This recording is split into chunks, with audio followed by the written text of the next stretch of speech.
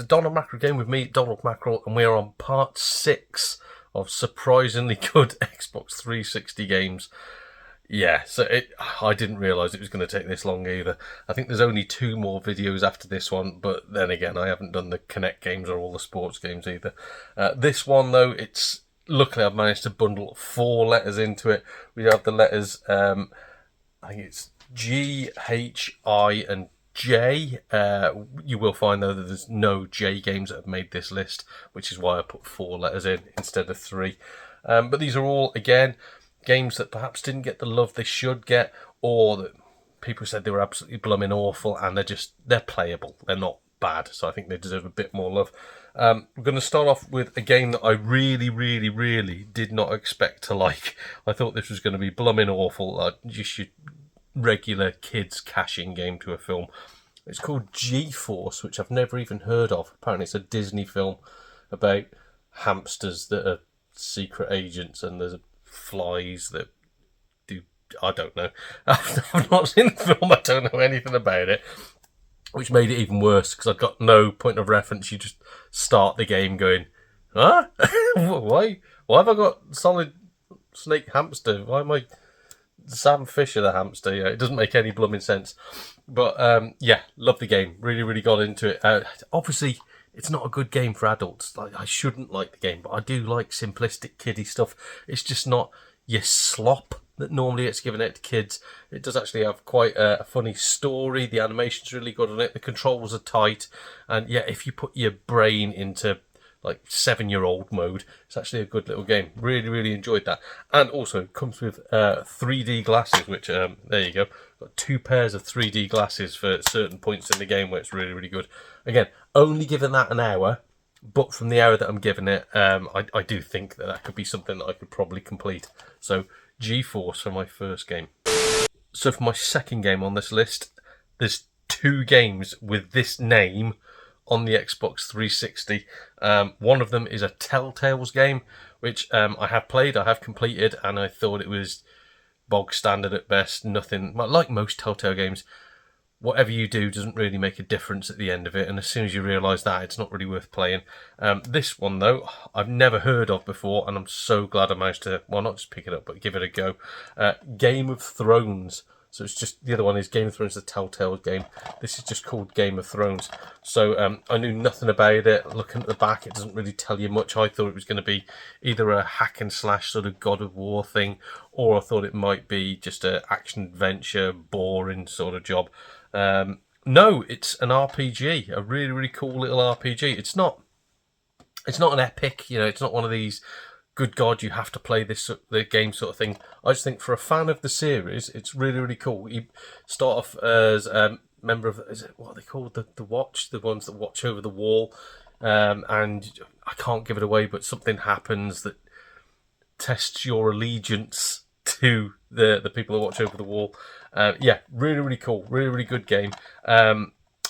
Simple as well, so if you find yourself perplexed by most RPGs, if there's a bit too much going on, it's fairly linear. It's just you make choices about your character and how you play and blah blah. Yeah, really good sort of action adventure RPG. Very chuffed to pick it up, and it's still dirt cheap, so grab it while you can. And for joint number 3 game, I'm going to go with the Codemasters title / Codemasters titles. So I didn't realise that Codemasters was still a big thing while the Xbox 360 was out, especially when it came to racing, which tells you that I have never played Grid or Grid 2, and oh my God, they're fantastic. There is a third game, I forget what it's called, but there's another Grid game. It was alright, it was a bit too realistic for me. These are just straight up arcade fun, which is what I needed at that moment in time. When you're halfway through playing the full Xbox 360 collection and your brain's starting to wear out a bit, all you need is something where you can just press accelerate, speed round corners. It does have vehicle damage on it though, so that's quite cool, managing to completely total your cars. But yeah, really good career modes on them, I found. I preferred Grid over Grid 2, which is probably, it's not controversial, is it? But I don't know, I think that's just because that was the first one that I played that I went, blimey heck, I was not expecting this. And then I played Grid 2 and went, yeah, it's pretty much the same. So I don't know. Probably if you've not played either, give Grid 2 a go. But yeah, just the feeling of playing that was absolutely fantastic. But both brilliant games. Grid Autosport, I think it was called. That's the one that I wasn't really a fan of. If you get either of these two, I'm guessing they're dirt cheap. Do pick them up. They are both fantastic games. Right, so we've gone from G to H. So far, we've only had good or very good games. We're about to have something that's not bad. It's playable. It's all right. It's just the only reason why I mention it is because I thought it was going to be absolutely abysmal, solely because of the title. It's in the History Channel franchise, and if you know anything about those games, they're all really, really bad. But this is called the History Channel, Legends of War, which, really, really surprised me. I think the American version is called like Patton's War or something to do with General Patton. I can't quite remember. But yeah, over in the UK, it was just called Legends of War. I knew nothing about it, and looking at the back of it, I thought it was going to be like Commandos or something like that, if anybody's ever played that game. Yeah, I didn't expect too much of it. It turns out it is basically, I don't know how to describe it. It's like a turn-based fighting game, a bit like XCOM, nowhere near as in-depth.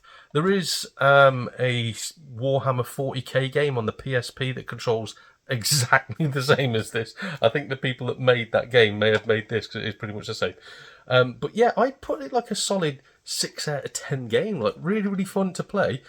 It does get really, really tricky though. That's the only thing I would say. It does get hard quick. And yeah, obviously because it's the History Channel, it is warts and all. You know, there's no polish, there's no buff. The training mission, the first mission that you play, they just basically go like, here's your man, move him to here, shoot a gun. Great, play the game. It's just completely pointless. You might as well not bothered. But I had, in my hour that I've had with it, I had a lot of fun playing that. And it's literally the only one of the History Channel games that I went, this is playable. So yeah, temper your expectations. But by no means is this a bad game. I really did have fun, and I think you might have fun if you're into those sort of games. We're still on H, but we are up in the skill level, back to the good/very good titles. This one I would class as very, very good, and I've not heard anybody talking about it. It's called Hunted the Demon's Forge. Like, just looking at that front cover, I was like, oh my god, that looks quite cool. Yeah, it's third person over the shoulder, cover based shooter, but also hack and slashy because you can switch from long range to close up weapons. There's puzzles in there as well that you must solve. There's also weird bits like rescuing people and finding little hidden bits all over the shop. I've really enjoyed my time with it so far, but what tops it up from being a good to a very good game for me is there's not many couch co-op games that you can play on the Xbox 360 of this standard. Normally, couch co-op is thrown in as an afterthought and just somewhere you go, well, at least if they've got a little brother that wants to have a go with them, they can. This seems to be designed for couch co-op. So yeah, absolutely fantastic. Do pick it up. Sword and sorcery in a way, but I say more hack and slash. Hack and slash cover, is that even the thing? But yeah, it is like a cover shooter with hack and slash elements in a sword and sorcery world that I really, really enjoyed. Pick it up. My experience of flying games, especially when it comes to like fighting, like, you know, Spitfires fighting each other, whatever, on the Xbox 360 has always been rough, if I'm honest with you. Really, really ropey. I'm not a fan of inverted controls either, and quite a few force you to do that, which I hate. There's always too many controls too. It'll be flick this for landing gear down, flick this to blooming pop this open and do that, and blah. I just want to fly a plane. I want to fly a plane and shoot at other stuff. Do you remember Afterburner? That's what I want. Just give me that. This isn't that simple, but it is intuitive. Really, really enjoyed this. Cool. Right, I don't know how to pronounce it. Iltustermovic, is it? Iltustermovic Birds of Prey. We'll just say Birds of Prey. Yeah, but whatever that is, Iltustermovic, that's Xbox. Iltustermovic Birds of Prey by 505 Games, which, again, sometimes they're brilliant, sometimes they're really not. Yeah, they've knocked it out the park with this one. Really, really intuitive controls, graphically sound, and it's not it doesn't do too much, if you know what I mean. Like I was saying about the games where you've got too many controls going on and too much stuff to remember. It is just literally a fly your plane, shoot the other planes, no takeoff. Well, you can take off, but no landings are involved, so nothing too tricky. Nice story as well. I say story, it's based on, I think it's World War II, so yeah, nice mythical story. But no, it is. It's a fun campaign involved in it. And of all the flying games that I've played on the Xbox 360 so far, I think there's only 2 that have made my list, and this is the only one that I would class as being very, very good. I don't know what it costs, but if it's less than 20 quid, I would pick that up. So that shows you how highly I rate that, because I am a well-known skinflint. I hate the design choice on this. I am a little bit special in the head, so I like things to be neat and uniform in a line. Everything must be perfect, everything must match. The people that made this game did not think about neurodivergent people when they were creating it, so I wanted to hate this. I really did. I even skipped onto the next video before playing this one because I really don't want to play it, and I thought, no, give it a chance. Let's just see if it's any good or not. By Christ, it's brilliant. It's got a really good story. The game is great as well. It's called Inversion, which is why I hate it. Look at the... No! Don't do... Put it that... I get it. I get the joke. I get the... Oh, because it's inverted. It doesn't work. I want to store it like that and... Stop it. So, yeah, just that bit alone with the upside down stop sign and the sideways inversion and the man going that way made me just go, no, I can't handle that on my shelf. Luckily, sideways on, it looks the same as every other game, so that's fine. It's just when I pull it out of the shelf, I have to immediately go, we're done. But, yeah, great game. It's like your Gears of War sort of cover-based shooter sort of thing.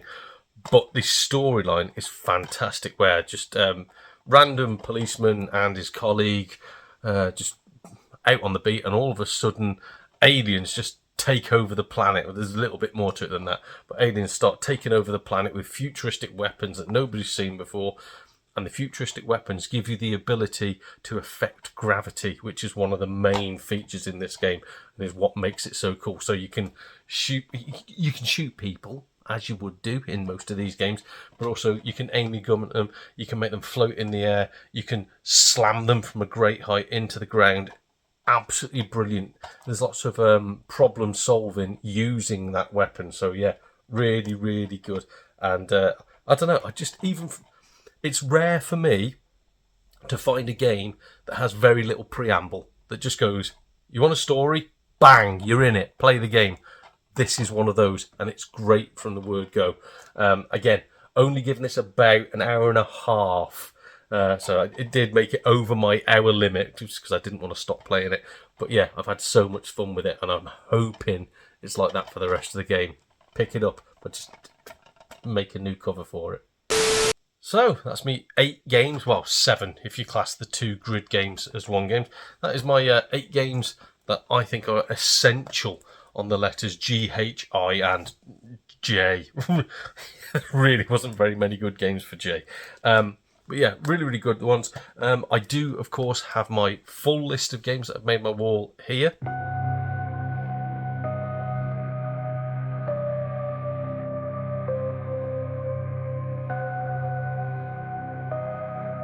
And of course, if your game hasn't made that list, let alone my selected list, hasn't made that list, don't worry, it just means you have terrible tasting games. No.